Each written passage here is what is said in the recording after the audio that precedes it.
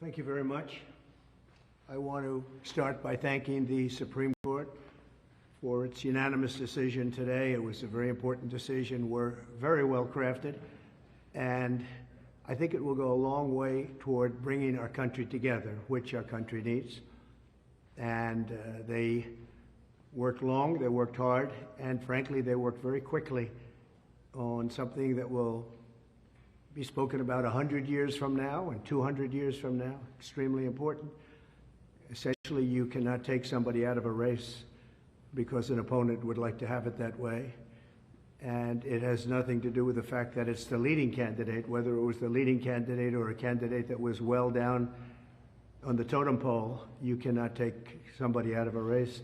The voters can take the person out of the race very quickly, but a court shouldn't be doing that, and the Supreme Court saw that very well. And I really do believe that will be a unifying factor, because while most states were thrilled to have me, there were some that didn't, and they didn't want that for political reasons. They didn't want that because of poll numbers, because the poll numbers are very good. We're beating President Biden in almost every poll. New York Times came out yesterday with a very big poll for us. So they didn't like that, and you can't do that. You can't do what they tried to do.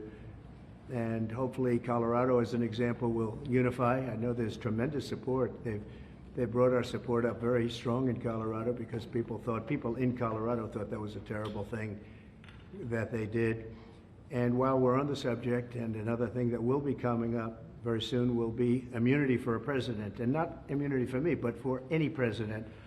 If a president doesn't have full immunity, you really don't have a president, because nobody that is serving in that office will have the courage to make, in many cases, what would be the right decision, or it could be the wrong decision. It could be, in some cases, the wrong decision, but they have to make decisions, and they have to make them free of all terror that can be rained upon them when they leave office, or even before they leave office. And some decisions are very tough. I can tell you that as a president, that some decisions to make are very tough. I took out ISIS, and I took out some very big people from the standpoint of a different part of the world.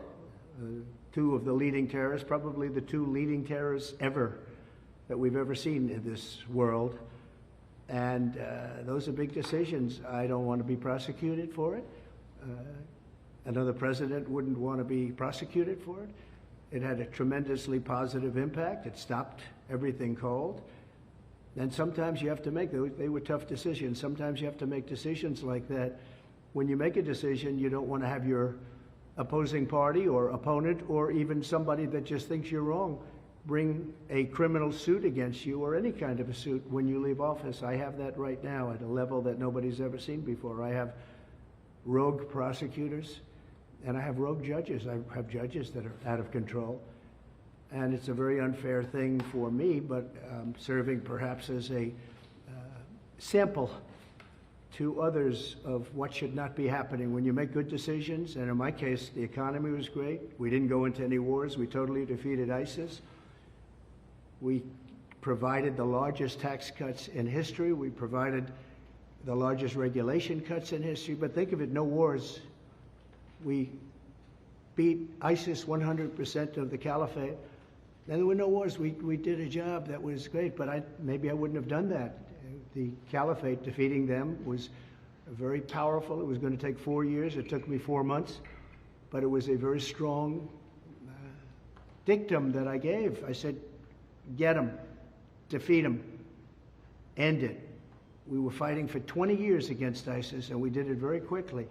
I don't want to be prosecuted. In that case, it worked out very well. There will be some things that perhaps don't work out so well, but I don't want to be prosecuted because I decided to do something that is very much for the good of the country, and actually for the good of the world.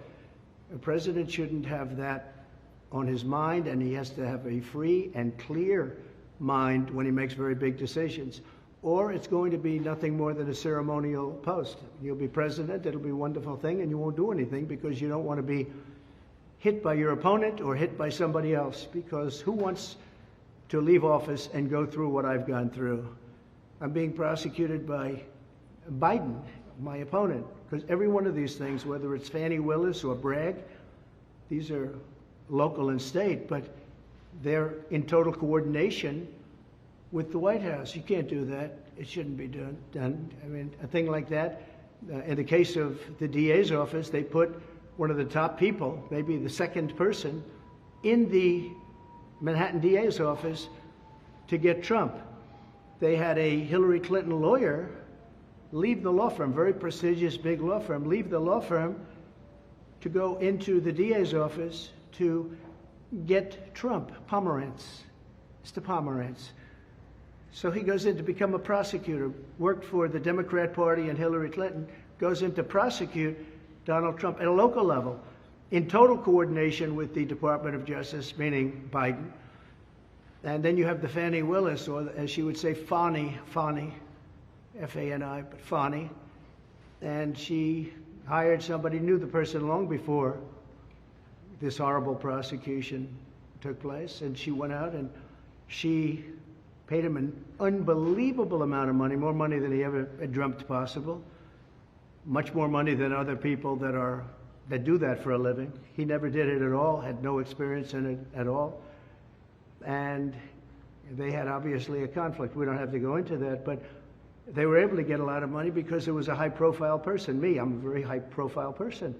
So they were able to pay him close to $1 million when he was not equipped to do the job, and she's not equipped to do the job, and that case should end immediately. That case is so conflicted, nobody's ever seen anything like it. And then you have deranged Jack Smith, who's a Trump hater and represents all the Trump haters, and he's going wild. He's just a wild man. He's been overturned unanimously by the Supreme Court. Went after other people over the years. He's had great failure, but he's mean, he's nasty, he's unfair, and the judges on these cases, they're all Trump haters. Other than we have maybe one or two that I think can be fair. But you look at New York, what's happened. I mean, these people have tremendous hatred. You can't do this to a president. And again, I'm not talking about me, I'm talking about in the future. A president has to be free. A president has to be, if the president does a good job, I did. Some people would say a great job. But if the president does a good job, a president should be free and clear and frankly celebrated for having done a good job. Not indicted 4 times and not gone after on a civil basis and not demanded to pay hundreds of millions of dollars in fines on something that was absolutely perfect, where there were no victims, where the financial statements were absolutely flawless, where you have disclaimer clauses. I mean, nobody's ever had a thing like this. I wasn't given a jury. And I had a clubhouse judge just come up with this number on a perfect loan and very conservative financial statements. But even at that, if you look, the disclaimer says don't rely on the financial statements in any way, shape, or form. Go out and do your own work. The bank in question had the most sophisticated lawyers in the world, frankly, one of the top law firms anywhere in the country. And they can defend themselves. What guys like Bragg and Letitia James and Fani and deranged Jack Smith, what they should be doing is fighting violent crime. And that would lead me to the end. I will say that President Biden, number one, stop weaponization. Fight your fight yourself. Don't use prosecutors and judges to go after your opponent, to try and damage your opponent so you can win an election. Our country is much bigger than that. The other thing I say to President Biden, close the borders now. This is not sustainable for our country. It's not sustainable for our cities. Our country is under siege.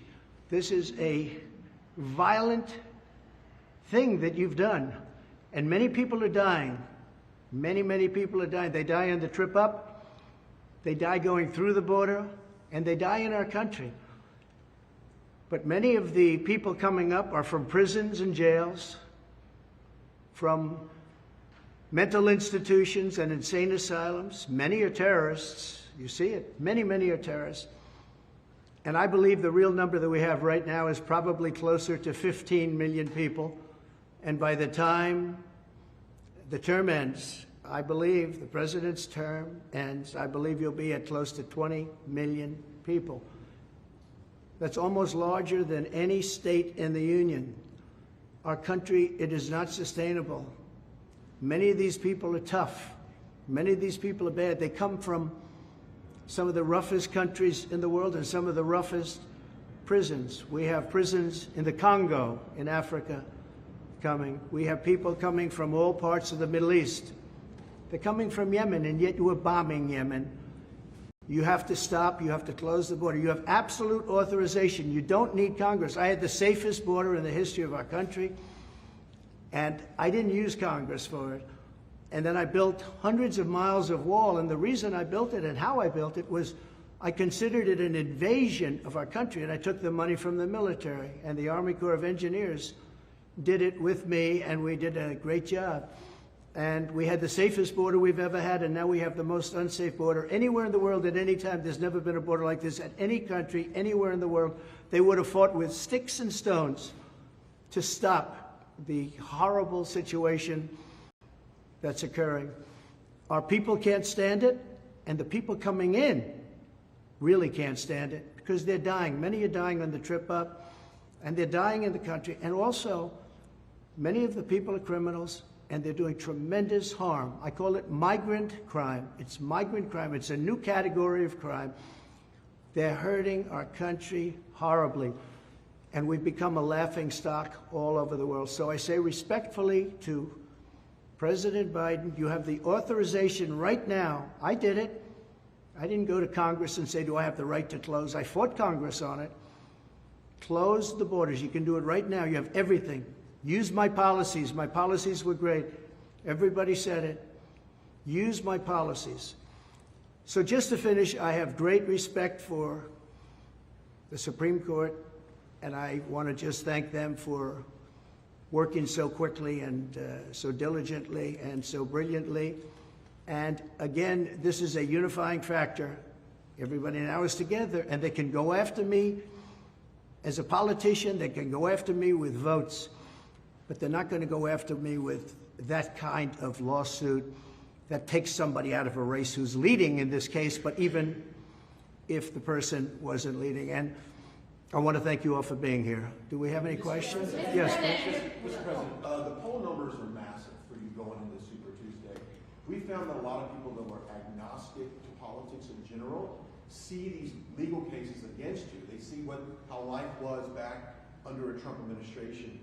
Do you think that's the key to pull some of these independent voters into this next election, seeing that these legal cases are unfair, they have no merit, and also the poll numbers and their life before Trump? It's such an interesting question because historically a thing like what I've been going through would have hurt a political party or a political candidate terrifically. You wouldn't even run. You wouldn't be able to run. You'd get out. This has happened over many years, many times. In this case, I mean, the polls show that I'm much more popular than I was before weaponization. It's been weaponized like it's never been. This is for third world countries. This isn't for us. Biden ought to drop all of these things. And frankly, he may do better if he does, because people would say, wow, that was very reasonable. Look, they're all, the state, the city, and the federal, they're all coordinated. Fannie Willis's lover spent hours and hours at the White House, I guess with White House counsel and with DOJ, plotting out this plan. Nobody talks about that. They're all coordinated with the White House. It's weaponization. Never been done in this country. It's been done in third world countries, banana republics, never in this country. So I really believe what they should do is really go all the way, go out and stop all of this nonsense. They're nonsense cases, and everybody sees it. You just look at Atlanta. It's such an embarrassment to Georgia, what's happening there. But Jack Smith, I don't think is any better. Letitia James is terrible. She campaigned on, I will get Trump, and then it goes before a Trump-hating judge. I mean, the whole thing is a rigged deal, and the public understands it. I'm lucky that I'm able to explain it to the public, because if you weren't able to explain it, the public wouldn't know. They'd believe what they see. So I don't want to win this way. Look, I want to win based on my policies are better. We're going to cut taxes. We're going to get interest rates down. You're going to be able to buy homes again. I mean, you can't buy a home today. The interest rates are so high. I want to win on safe borders. I want to stop wars. I want to stop the war in Ukraine with Russia. I want to stop what's happening in Israel. Israel would have never been attacked if I were president. Ukraine would have never, ever been attacked if I was president. You wouldn't have had inflation. Inflation was caused by high energy prices. I had low energy prices. I would have kept them there very easily. And it probably maybe caused the war with Ukraine because Putin became rich all of a sudden. It went up so much, and I watched President Biden talking about Putin. Putin became very rich because at $100 a barrel, he's got so much money to fight a war. At $40 a barrel, he doesn't have the money to fight a war. But he wouldn't have done it anyway because I told him not to. So I just want to thank all of you for being here. I think it's a very big day for America. I think it's a very big day for liberty, and I think it's just a great day for this country. Again, I hope it's unifying like I think, but it is. It's a big step toward unification. I hope that the justices, because they'll be working on some other cases, but one in particular, presidents have to be given total immunity. They have to be allowed to do their job. If they're not allowed to do their job, it's not what the founders wanted, but perhaps even more importantly, it will be terrible for our country. Thank you all very much. I appreciate it. What would you do to prevent states like Alabama from restricting access to IVF? Are you going to support a 15-week federal abortion ban?